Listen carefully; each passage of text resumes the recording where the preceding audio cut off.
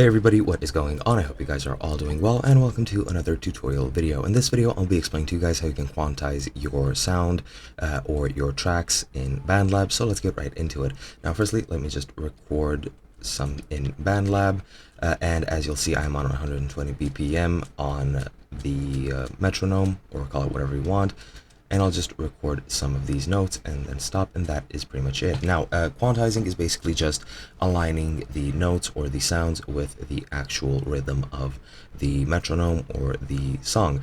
And to do so, what you need to do is double click on this track, and you'll see this MIDI here, as you can see there, and you can just as far as I know, just select which notes you wish to quantize.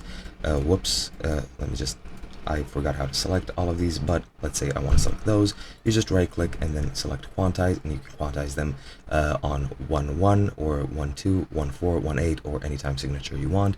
Let's say I want it on 1-8, and now it has been quantized. As you can see, the actual spacing of the notes has been changed, and now it'll be on 1/8, and that is pretty much it. You can choose whichever you want. You can choose 1/16, 1/8, 1/2, pretty much whatever signature you want.